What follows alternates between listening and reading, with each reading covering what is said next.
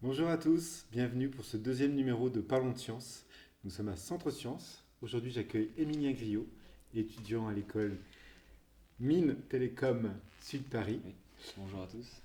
Nous avons le plaisir cette semaine d'avoir une programmation dédiée aux mathématiques, car pour nous, cette semaine est normalement une semaine dédiée au Centre Gallois. Gallois qui est représenté par ce petit portrait. Le Centre Gallois, c'est une semaine où on accueille des lycéens pour leur proposer de découvrir les métiers de mathématiques, de découvrir la recherche mathématique, donc une mathématique qui est très active. Nous allons en parler avec toi sur l'intelligence artificielle, explorer le monde de l'intelligence artificielle, et si j'ai bien compris, tu nous as préparé d'abord un petit film, c'est bien ça? Voilà. Donc, je vous propose de visionner ce film.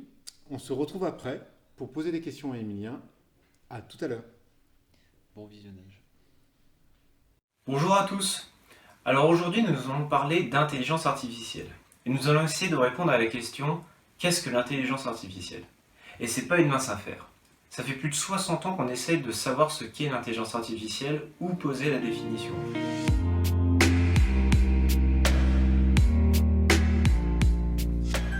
Notre histoire commence en 1950. À cette époque, on se demande si la machine sera un jour capable de rivaliser avec l'être humain sur des tâches intellectuelles. Alors l'histoire va commencer avec un mathématicien que vous connaissez sûrement, Alan Turing. Vous savez, c'est le célèbre décodeur de la machine Enigma, la machine allemande réputée indécodable. Alan Turing se demande si un jour on arrive à créer une machine intelligente, comment le saurions-nous? Et il propose en fait un test connu sous le nom de test de Turing, qui consiste en fait en un dialogue entre un être humain et la machine.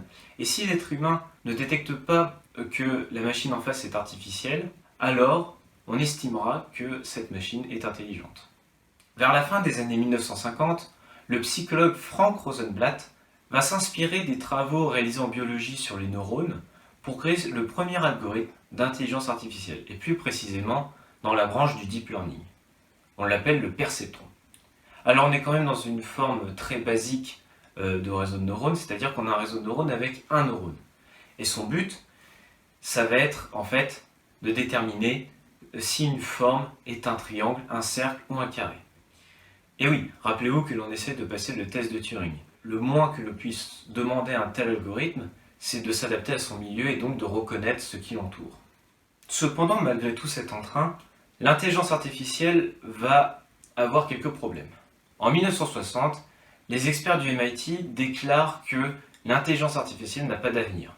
Et oui, tous ces beaux résultats mathématiques nécessitent une très grande puissance de calcul et une très grande quantité de données, ce dont à l'époque on ne dispose pas. Le projet d'intelligence artificielle est remis à plus tard. Pourtant, dans les années 70, la recherche va continuer.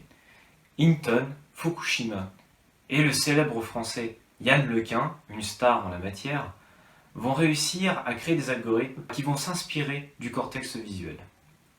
Cependant, le talon d'Achille reste l'absence de puissance de calcul et de données.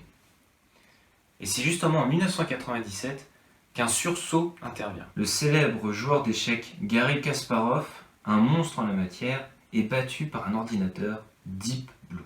Alors on n'est pas sur un algorithme très intelligent, à vrai dire il n'est même pas du tout intelligent. Deep Blue c'est juste une puissance de calcul incroyable.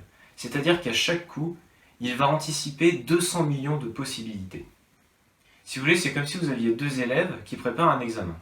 Un élève va essayer de comprendre le cours, et l'autre va essayer de faire tous les exercices possibles et imaginables pour se préparer à l'examen sans forcément comprendre le cours.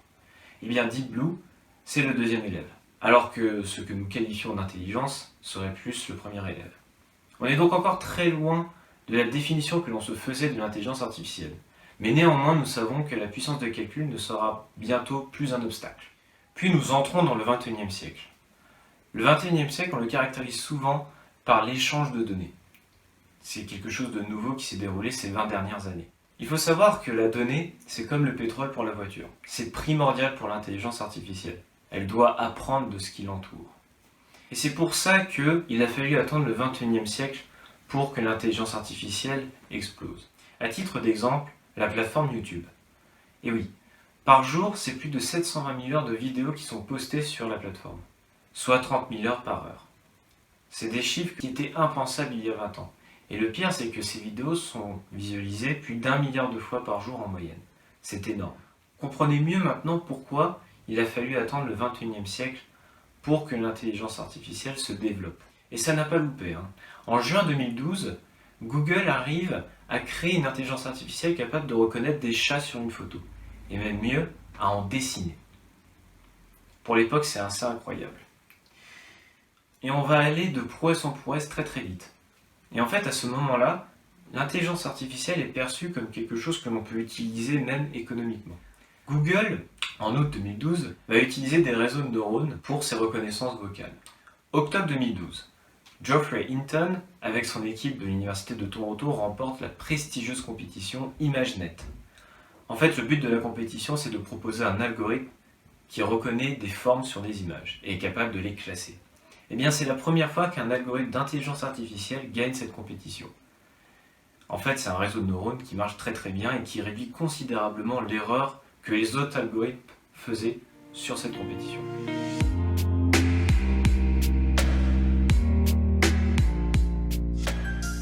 Nous allons voir le principe fondamental de l'intelligence artificielle, et plus précisément du deep learning, des réseaux de neurones.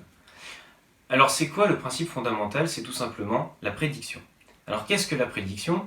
Eh bien vous allez donner une donnée à votre réseau de neurones, et à partir de cette donnée, le réseau de neurones va devoir vous donner une autre information, qui peut être très bien sur le futur, ou sur quelque chose que vous ne connaissez pas. C'est ce qu'on appelle prédire à partir d'une autre donnée. Pour comprendre ce qu'est la prédiction, nous allons nous intéresser à un phénomène physique. Imaginez que vous êtes un plongeur et que vous intéressez à la pression que vous subirez selon la profondeur à laquelle vous êtes dans l'eau. Vous récoltez alors des données mesurées que vous mettez dans un tableau. Pour avoir une meilleure idée du lien entre ces données, vous représentez graphiquement les valeurs de votre tableau. Vous mettez en axe des ordonnées la profondeur et en axe des abscisses la pression. Et chaque point sur le graphe correspond à une mesure. Et là, votre cerveau d'humain remarque quelque chose. On a envie de faire passer une droite. Cette étape est très importante. Vous venez de généraliser le lien entre profondeur et pression. On est maintenant en mesure de faire de la prédiction. Imaginons que vous voulez descendre à 25 mètres et que vous vous demandez quelle sera la pression à cette profondeur. Eh bien, il suffit de prendre 25 mètres sur l'axe des ordonnées et de reporter sur votre droite, puis sur l'axe des abscisses, pour faire votre prédiction. Et vous obtenez 2,5 bars. Voilà, vous avez fait une prédiction par rapport au modèle que vous avez créé. Ça y est, vous avez tous les ingrédients du machine learning. Vous avez commencé par une première phase d'apprentissage où vous avez essayé de tracer une droite par rapport aux données qu'on vous avait données. C'est-à-dire que vous avez essayé de généraliser, de trouver un lien dans vos données. Et une seconde phase de prédiction. C'est-à-dire que une fois avoir trouvé votre droite, vous êtes capable de prédire de nouvelles données. L'enjeu du deep learning, c'est de faire ça avec un algorithme. Une droite peut être vue comme deux nombres A et B. A étant la pente de la droite et B son ordonnée à l'origine. C'est la fameuse équation y égale ax plus b. Et notre algorithme, on peut le voir comme une machine à deux boutons. On lui donne des données et on essaie de régler les deux boutons de manière à ce que la droite colle le mieux aux données. Une fois l'apprentissage réalisé, on ne touche plus aux boutons. On passe dans une phase de prédiction. On envoie les données à la machine et celle-ci va nous renvoyer ses prédictions paramétrées avec A et B. On dit qu'on a une IA entraînée avec deux paramètres. Bien entendu, la réalité n'est pas aussi simple. Prenez le problème CIFAR-10. C'est une base de données contenant 60 000 images réparties en 10 catégories. Avion, voiture, oiseau, chat, chevreuil, chien, crapaud, cheval, bateau et camion. Comme avec notre problème de plongée, on va essayer de créer une IA qui est capable de faire de la prédiction. Donc c'est-à-dire qu'on va lui donner une image et on attendait qu'elle nous la classe dans la bonne catégorie. C'est-à-dire qu'elle voit si c'est un chat, un chien ou un camion. Pour faire ça, même méthode. On passe d'abord par une phase d'apprentissage où on va donner des données à notre machine de deep learning et pendant cet apprentissage, elle va adapter du mieux qu'elle peut les différents paramètres pour coller le mieux possible aux données. Et on finira par une phase de test. Actuellement, les meilleures performances obtenues sur ce problème sont détenues par l'algorithme Big Transfer. L'algorithme a réussi à faire de bonnes prédictions dans 99,37% des cas. Bonne chance à vous si vous voulez le battre. Alors vous allez trouver suite à cet exposé que finalement l'intelligence artificielle, on n'en fait pas grand chose, à part dessiner des chats et reconnaître des formes sur des images. Eh bien détrompez-vous. Si l'on continue dans cette voie, c'est pour développer des algorithmes qui seront capables d'interpréter n'importe quelle situation à n'importe quel moment. Et ça peut s'avérer très utile notamment dans la voiture autonome ou l'assistance médicale.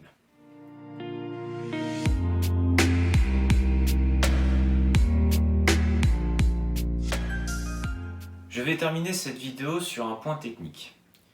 Je vous ai parlé d'intelligence artificielle de manière assez générale, on a parlé du principe de prédiction, mais je vous ai plusieurs fois parlé de réseaux de neurones et certains d'entre vous n'ont pas dû bien comprendre. Nous allons voir ça plus en profondeur. Nous allons commencer par parler du perceptron.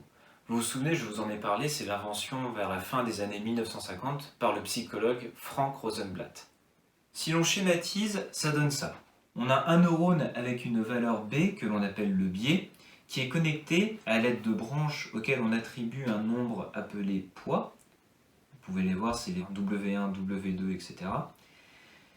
qui permettent au neurone d'être connecté à la donnée qui est elle-même quantifiée. Alors quantifier, c'est un terme savant pour dire qu'on met un nombre pour décrire une grandeur, hein, rien de plus. Imaginez que vous vouliez observer une image en 1080p, c'est-à-dire 1920 x 1080 pixels, avec votre perceptron. Puisqu'un pixel est composé de 3 nuances de couleurs, à savoir le rouge, le vert et le bleu, il faut 3 nombres pour décrire un pixel.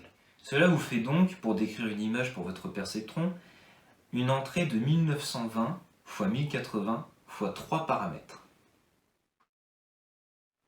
Supposons qu'avec votre perceptron, vous vouliez détecter si l'image contient un camion de pompiers ou non. Pour l'entraînement, on a vu qu'il vous fallait des données. Donc il va falloir que vous rassembliez des données, et une fois ce travail fait, il va falloir les labelliser. C'est-à-dire mettre par exemple un 1 si l'image contient un camion de pompiers, et 0 sinon. Une fois ce travail-là de fait, on peut y aller. On rentre une donnée dans le perceptron, et on fait le calcul suivant. Chaque branche envoie la multiplication de la donnée en entrée et du poids. Par exemple, la première branche va renvoyer X1 W1. Puis dans le neurone, on somme tout. Pour les puristes, on dit qu'on fait le produit scalaire du vecteur B X1, X2, X3, etc. et de W1, W2, W3, etc. Puis on ajoute le biais du neurone à cette somme. À la sortie du neurone, on applique une transformation. En général, on prend la fonction relu, qui renvoie 0 si x est négatif et x sinon. Et enfin, on regarde si on a la bonne sortie. Si c'est le cas, on ne fait rien, on est content, ça a marché. Mais si ce n'est pas le cas, si par exemple on a un 1 alors que ce n'est pas un camion de pompiers, et bien dans ce cas-là, il faut aller corriger les poids, ainsi que le biais. Alors quand je dis que l'on va aller corriger les paramètres de notre perceptron, j'entends que l'on va appliquer des algorithmes de optimisation, comme par exemple la descente de gradient. En fait, pendant l'apprentissage, on mesure la fonction de perte, ou la fonction d'erreur. Cette fonction va vous indiquer si votre perceptron va se tromper ou non. Et ça par rapport aux paramètres que vous lui donnez. Et le but d'une descente de gradient, c'est en fait de trouver les paramètres qui optimisent cette fonction. C'est-à-dire les paramètres qui font que votre perceptron va se tromper le moins possible. Et ce processus, vous le répétez avec toutes les données que vous possédez, jusqu'à atteindre un optimum. Par atteindre un optimum, ça veut dire que l'on fait jusqu'à ce que l'on puisse plus faire mieux, en gros. Maintenant que vous avez vu comment marchait le perceptron, vous pouvez facilement en déduire comment marche un réseau de neurones. Un réseau de neurones, c'est tout simplement plein de perceptrons que l'on a regroupés ensemble et connectés entre eux sur différentes couches, comme vous pouvez le voir ici. C'est tout simplement plein de neurones que l'on va connecter sur plusieurs couches et que l'on va entraîner de la même manière. Voilà, j'espère que cette vidéo vous aura plu et je vous dis à très bientôt pour peut-être d'autres vidéos.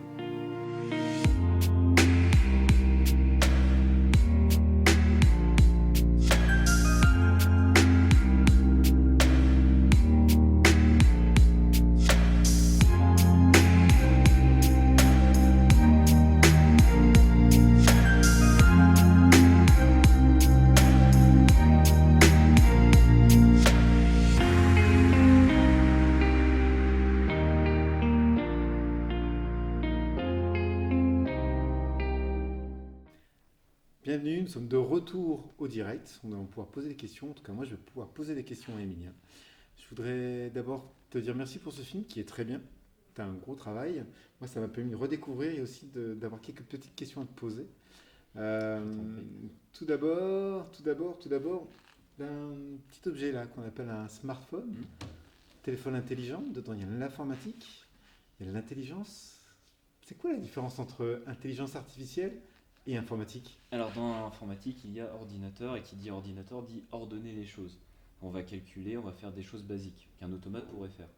L'intelligence artificielle, elle a pour but de mimer le comportement humain et de faire des choses que l'on qualifierait de tâches intellectuelles. Et elle a même pour but de performer par rapport à ce que fait l'être humain. Un exemple tout bête, c'est l'assistance médicale. On va essayer de faire des IA qui vont faire des diagnostics qui sont beaucoup plus pertinentes que pourrait faire un être humain. D'accord.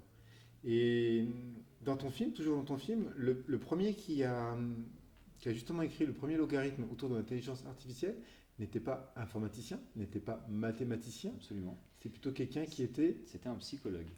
Donc c'est Frank Rosenblatt. En effet, on a essayé donc de mimer le comportement humain, et en fait on est parti de la recherche qu'il y avait sur le cerveau humain. Donc le cerveau qui est composé de neurones. On a essayé en fait de mimer le comportement d'un neurone. Un neurone, c'est tout simplement donc une particule qui est reliée avec d'autres neurones à travers des synapses. Et le but d'un neurone, en fait, c'est de communiquer avec d'autres neurones. Et en fait, ce fonctionnement, on a essayé de le recréer informatiquement. Et c'est Frank Rosenblatt, en effet, qui a initié ce mouvement. Donc c'était les années 50, c'est ça? Fin des années 50, Fin des années 1957. Ce qui est très bien, c'est que tu as fait aussi une approche assez chronologique jusqu'à nos jours. Et tu as cité l'exemple des échecs, Ouais.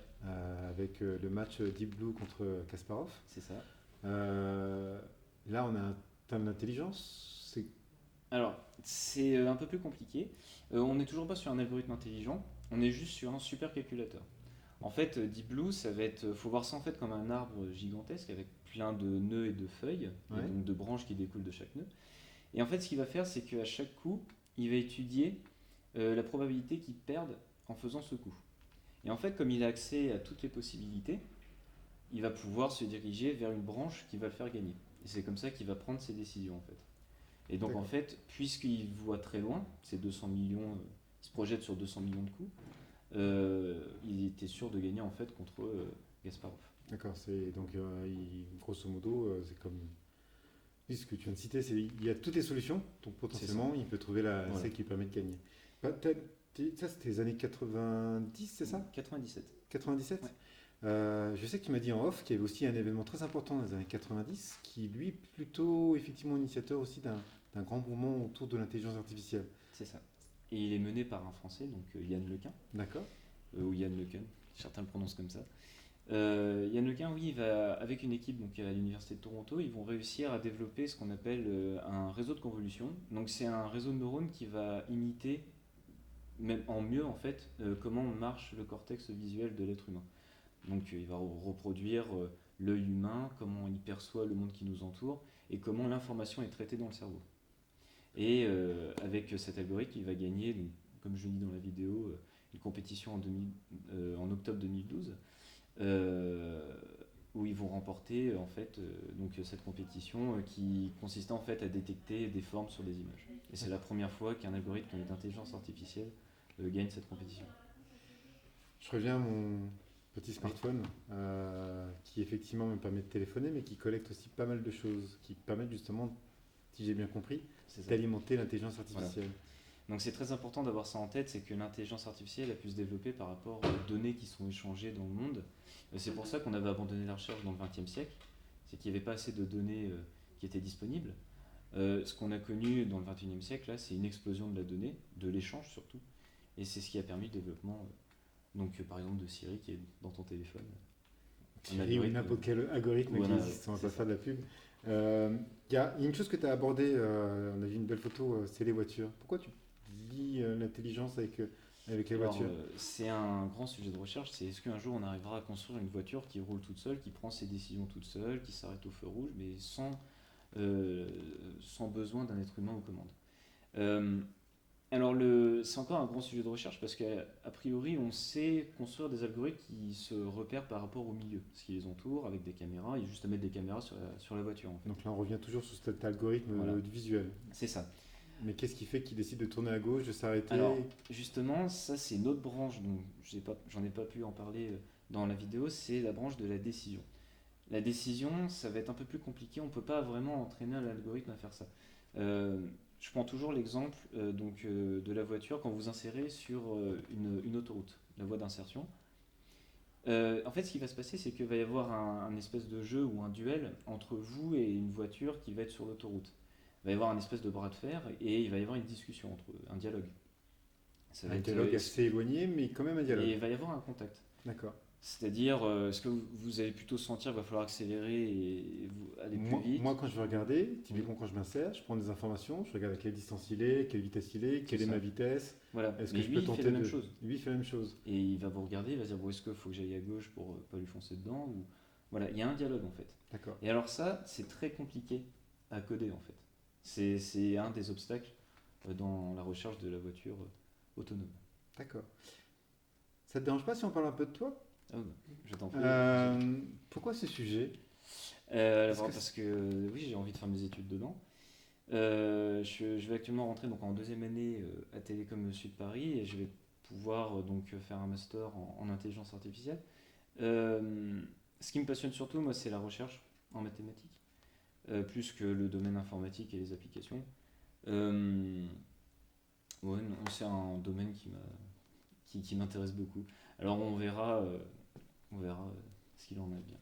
Comme je le rappelle, en fait, cette programmation, elle est liée aussi un petit peu au Centre Gallois, qui était effectivement une façon de faire découvrir aux lycéens justement les métiers autour des mathématiques. C'est pas qu'une matière scolaire, c'est vraiment quelque chose de recherche où on forme, où la formation est de qualité, où on cherche du monde pour travailler. Donc, tu en es l'exemple. C'est ça. Vous pouvez devenir ingénieur grâce aux mathématiques. Il y a plein de métiers à votre portée avec les mathématiques. Je te remercie beaucoup, Emilien. Moi, je vais vous donner rendez-vous pour le prochain numéro qui aura lieu avec, je prends mes notes, qui aura lieu avec Julien Barret de l'Institut Denis Poisson d'Orléans de Tours, qui va nous parler de mathématiques, mais surtout de pavage. Donc, ça aura lieu le jeudi à 15h. En attendant, je vous souhaite à tous une bonne journée, un bon visionnage. Et puis n'hésitez pas à aller sur notre site internet www.centresciences.org ou sur nos réseaux sociaux pour découvrir la prochaine programmation. Donc les 2 prochaines semaines vont être autour des mathématiques, mais d'autres programmations sont prévues après coup. Je vous souhaite à tous une bonne journée et merci encore beaucoup, Emilien, pour ce travail, parce que c'est quand même un bel investissement et un plaisir de te revoir très bientôt à Orléans. À bientôt. Au revoir. Au revoir. Parlons de science.